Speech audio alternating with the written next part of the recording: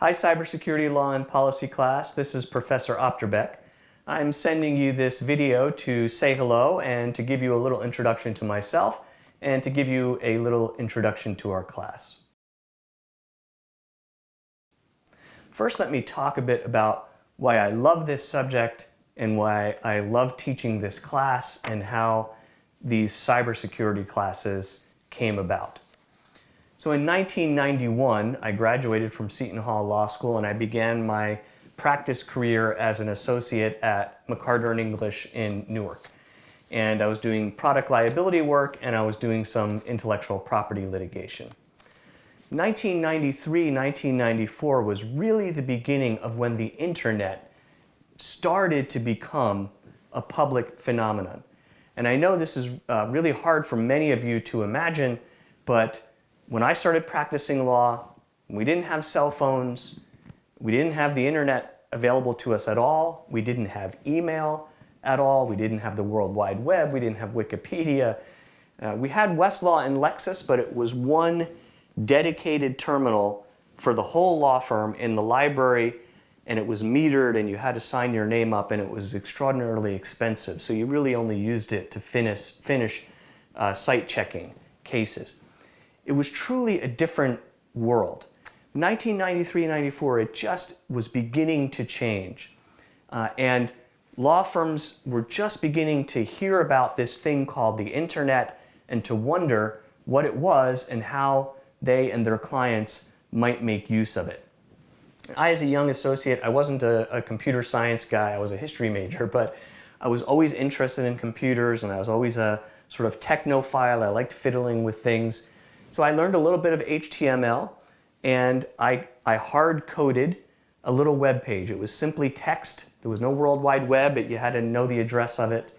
And I just sort of talked a little bit about myself and about my practice and my interest in intellectual property law. And I got a call from a reporter from the New Jersey Law Journal asking about this World Wide Web thing, because none of the big firms in New Jersey were on the internet yet. And I gave him some quotes and I talked to him a little bit, and he told me that he saw the date on my page and that I was the first. I was the first lawyer in New Jersey to have an internet page on the internet. And he printed that in his article. Now, I actually got in a bit of trouble with my main boss at the time, but there were other people at the firm who thought it was kind of forward-thinking and interesting, and I got on some different committees, and it's really how I began my practice as an internet lawyer. And over the years, represented some small software companies and some other things like that in practice.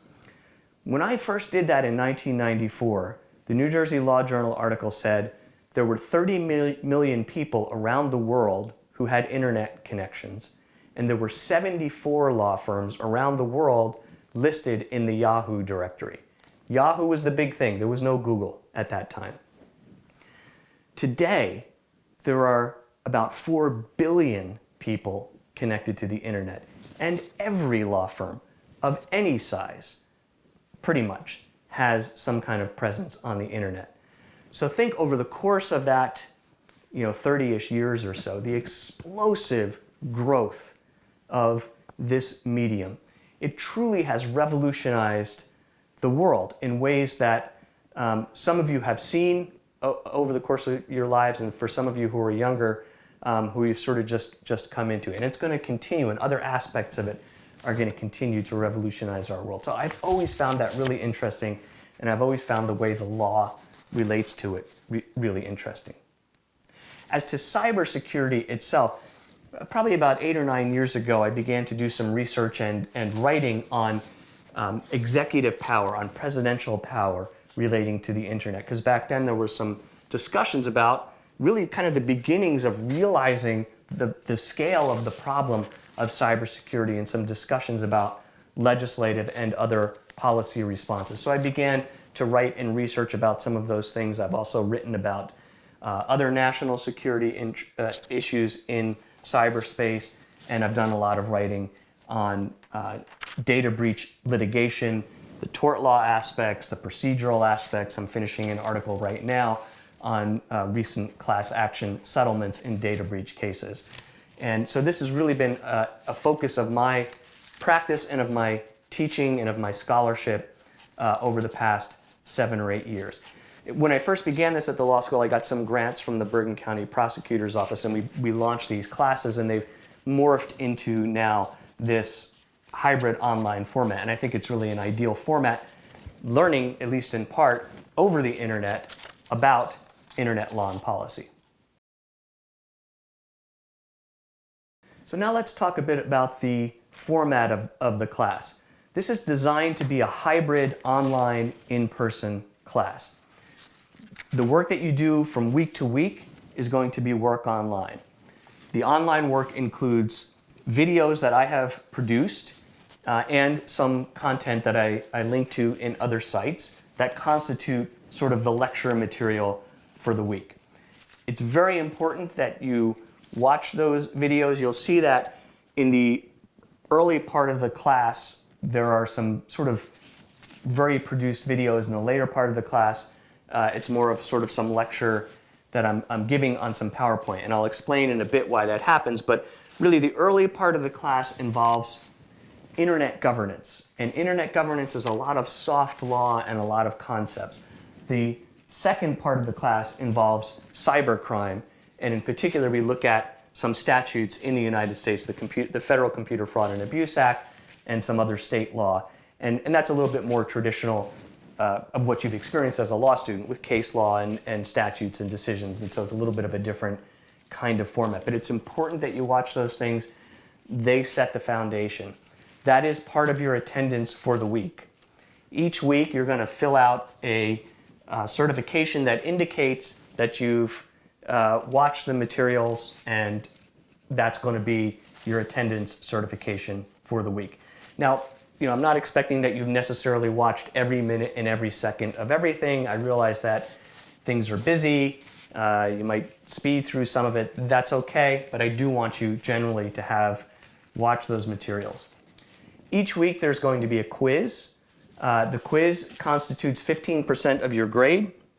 The total quizzes constitute 15% of your grade. There's 10 questions on the quiz, and the quiz involves materials that you have read and that you have seen in the lecture videos. The reading materials are all going to be provided to you within the Blackboard site, and they're also linked on the syllabus through hypertext links. They're all materials that I have curated over the years. The case law or cases that I have edited. The materials for week 1 are fully up there and available. The materials for the other weeks are also posted, although it's likely that as we go through the semester, I'm going to tweak some of those. There are some more recent developments that I want to add. There are some older things that I might call out. But you'll see and you'll get the flow, and you'll see that all the materials are posted there for you to read. So you have the video lecture, you have reading materials, you have a quiz, and the other component of the online work is a discussion forum every week. The discussion forums are important. Students sometimes get frustrated by them. They're a little bit broad and amorphous. I'm asking kind of policy questions, but they're designed to try to replicate what we normally do in the classroom. Now, what I'm expecting in the discussion forum is that each week you're going to post one initial post of at least 500 words. Now, I'm not sitting there sort of counting words in detail. 500 words is about 1 page double-spaced. So a few paragraphs, right? A few paragraphs. But I do want you to engage in some kind of substantive post. And then you need to also respond at least once substantively to one of your classmates, and that response needs to be at least 250 words. Again, I'm not sort of culling through it in detail to count the words, but I do want to see a substantive response. Students sometimes, my experience over the past few years teaching classes like this, get frustrated particularly by the responses. You're not really sure what to say. Don't worry about it too much. Just respond. Make it like it's a classroom, you're having discussion, or you're sitting at the table, you're having discussion. If you make the effort, you're going to get full credit. I'm not looking for anything specific. I just want to see you make the effort. So the flow of the online work is going to work like this. The week is going to be available starting on Sunday. In fact, a lot of the materials are going to be up there well in advance of that, but at least by Sunday, the week opens, the material's available. By Thursday, noon of Thursday, each week, I want you to post your initial response to the discussion board. So by Thursday of each week, your initial response to the discussion board. And then on Saturday of each week, by midnight on Saturday, you need to have completed your substantive response on the discussion board to a classmate and your quiz. Those things you can complete sooner if you want to, but they need to be completed at least by that point each week. That'll pretty much be the flow every week. If there's some scheduling problem or some other issue, we might have a disruption here or there, but I'm expecting that that will be the flow pretty much every week. Now let's talk about the in-person component of this class. So when I initially designed this class as a hybrid class a few years ago, the class would meet online and then each week we would meet for an hour. And that worked reasonably well, but it didn't give us a lot of time to have really in-depth discussion. It didn't give me a lot of time to bring in any guest speakers. And really importantly, it didn't allow the weekend students to also be part of the class. So I envisioned this class as being a forum in which day and weekend students alike can participate in the class, in which there can be a lot of interaction when we meet in person, and in which I can bring in people I know in the practice community, in the law enforcement community, in the cybersecurity community, to come and talk to you about what they do, about what kind of careers lawyers have in this area, about what kinds of things they think are concerns in cybersecurity law and policy. And I found I first did this model of having these summit meetings last year, and I found that the students really enjoyed it, and I really enjoyed it, and our guest speakers really enjoyed it. So our plan initially was and is to meet in person at the law school for our summits on Saturday, September 26th, Saturday, October 24th, and Saturday, November 21st. These are long days. The meetings are 1:15 to 7:15 p.m. I know that really sounds atrocious, but our experience last year, and I did this through the whole year through Cybersecurity 1 and Cybersecurity 2, the days go pretty fast. I break them up. You'll see that there's a bit of lecture, usually from me, recap, new things, things like that. There are some small group exercises that we do, and then I bring in at least a couple of guest speakers every time. We take some breaks. Last year I would order pizza, and it worked really well, and the day went relatively fast. So I know that sounds a little daunting, but it really does work pretty well. Now, of course, this year, this semester, we are in the COVID era. As of the time I'm recording this introductory video, the law school is only meeting online because the state is still in stage 2. If the state remains in stage 2 and the law school continues to meet only online, we will conduct those summits on the scheduled dates, during the scheduled times, fully online. And we will use Microsoft Teams. Will use the platform that the law school is using for online classes. I actually think it will work out just fine. Even if we meet in person this semester, because of the COVID issue, I expect that most, if not all, of our guest speakers would probably Zoom in remotely, and we'd put them on the screen. So the only thing it'll really impact will be the kind of the dynamics. It is nice to meet in person. It's nice to do small group exercises in person. We'll have to do those online, but that just might be what we have to do this semester. But I want you to be aware, as of now, the plan is we're keeping those dates, we're keeping those times, we're keeping the format. It's just going to move online, and I think it's going to work out fine. So let me talk for a second now about grades. And you can see in the syllabus, which is also on Blackboard, the grades, there are 3 components to your grade. It includes the weekly quizzes, the weighted total of the weekly quizzes, which is 15%. The weekly discussion board participation, weighted total, which is 15%. And a take-home final examination, which is 70%. For the quizzes, by the way, they're usually 10 questions, multiple choice, fill in the blank, true, false. There are right and wrong answers, and it will all be graded right in Blackboard. And none of it's going to be exceptionally complicated. It's all designed to have you review the material that I've given you for that online week. When we have our summits, the quizzes also will include materials that we talk about during the summits. The discussion boards, there's no right or wrong answer. I'm really just looking for some discussion, some participation. I expect that if you're generally participating, you're going to get full credit.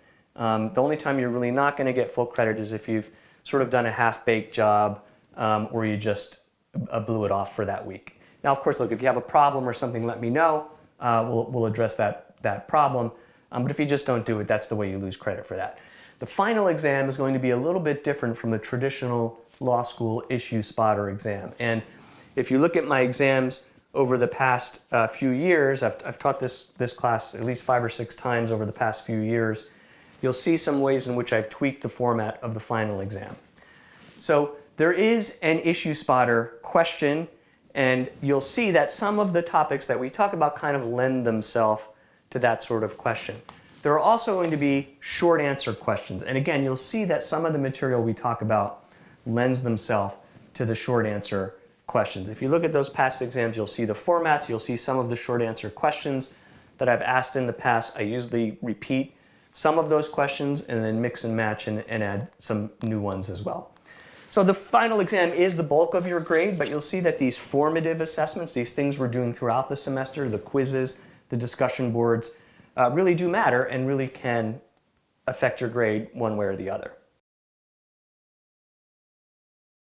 So now for the last thing, let's talk a bit about the substance of what I'm covering in this class. And you'll see in the syllabus and on the Blackboard site the topics that we're covering for each week. And what you'll see is that there's a flow to this, and I'll explain a little bit of the logic to it. So the first sort of half of the semester is internet law and governance. I think you really need to have an understanding, at least a basic understanding, not a high-level technical understanding, but a basic understanding of how the internet works, how the internet came to be, and how it is governed. If you're then intelligently going to talk about cybercrime and the legal responses to it, and then if you continue on with this next semester, talking about national security and compliance. So this first part is really a foundation.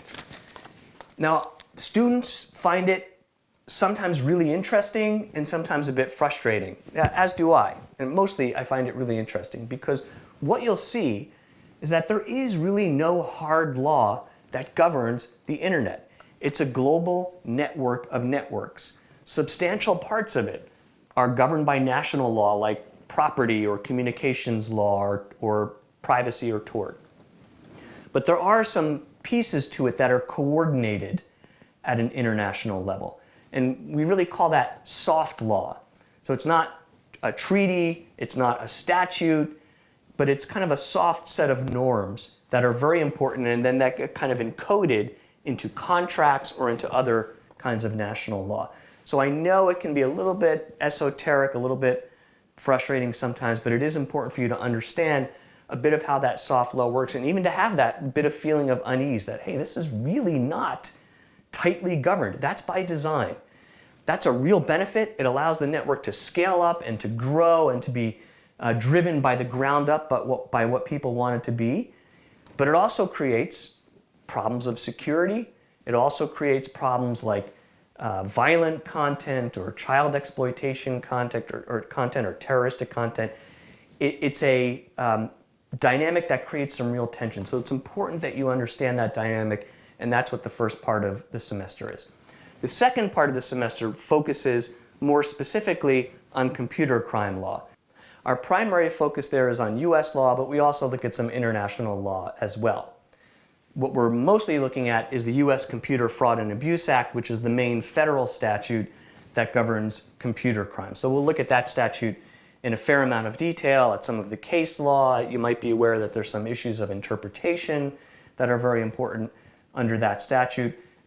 We'll even hopefully have some federal prosecutors in some of our summit meetings talk to us about their work relating to the CFAA.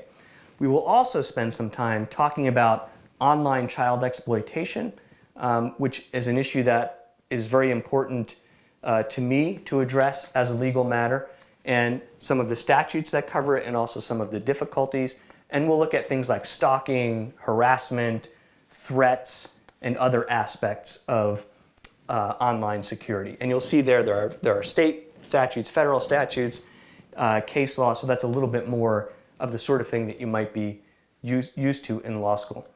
I think you'll enjoy it. I think you'll find it really dynamic and evolving and interesting and I hope important.